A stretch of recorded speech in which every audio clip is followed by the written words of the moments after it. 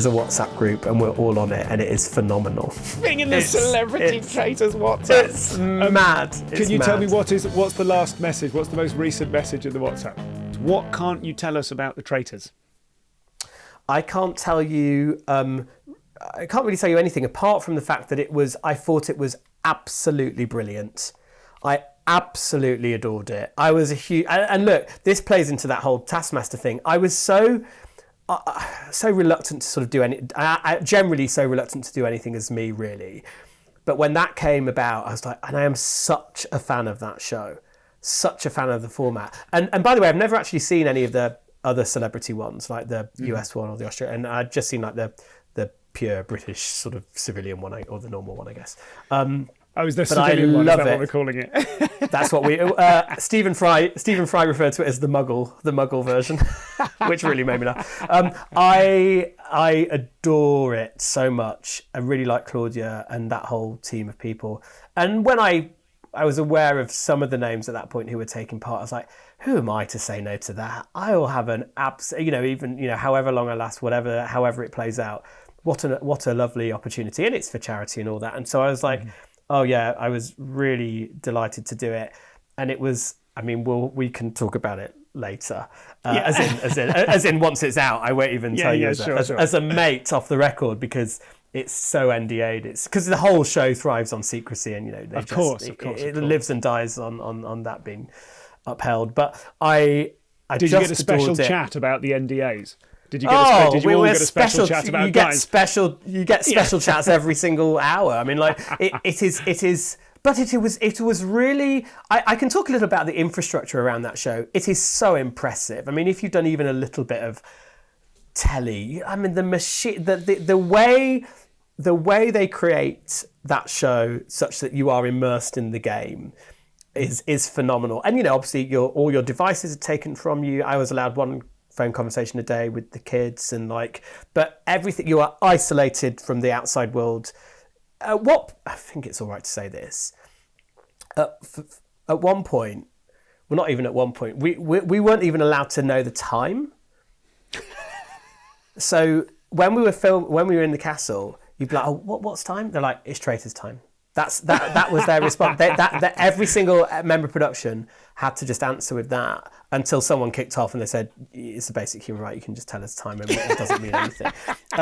But they are so clever, but in the best possible way. And also, it's a really hearty show. They don't want people to clash in the way that it's not that kind of show. It's not Big Brother. It's not the Joker. They've got just nice people who come from different walks of life and of course different personalities, but it's a very feel good show. And of course the game is the game, and you do get sucked into it even though it's a game. And we were doing it for charity rather than personal finances, because you think actually for the normal one, when people are doing it to pay for IVF or to pay for whatever, all these really worthy, incredible things, and you think, God, it must be really intense when you're getting close to it maybe, and that's very real, life-changing money, right? So but I have so much respect for it as a show, and for all those people taking part.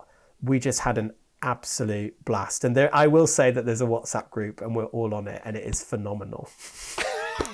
and every day there's about sort of 50 notifications. It's mad. It's great. Oh my God, that must be the most exclusive club in the world. Being in the Celebrity Traitors WhatsApp. It's mad. Can you tell me what's the last message? What's the most recent message in the WhatsApp?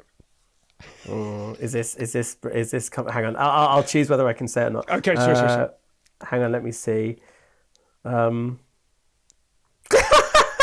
It was just from Mark Bonner, just because everyone's commenting on how good he is in Department Q, which is on Netflix at the moment. And so Charlotte Church just put a heart and a fire emoji of a picture of Mark in it. So, that was it. But honestly, what a supportive bunch of people, because Tom Daley's documentary just come out as well. Just nice people. Are you all going to get the One Ring tattooed somewhere on your body or something? I'd be up for it. I don't know if everyone would. It was so decent and apart from being away from home, which is always tough, especially given the circumstances of that particular show where you couldn't have your phone and keep messaging and FaceTiming and stuff. But other than that, it was one of the most overwhelmingly wonderful experiences I've done, I think, in my career, as in just so much hearty fun. Like, when else would you get to do those, like a mission outdoors or all that stuff? And that's not giving anything away, because everyone gets to do at least one mission, right? So I will say no more.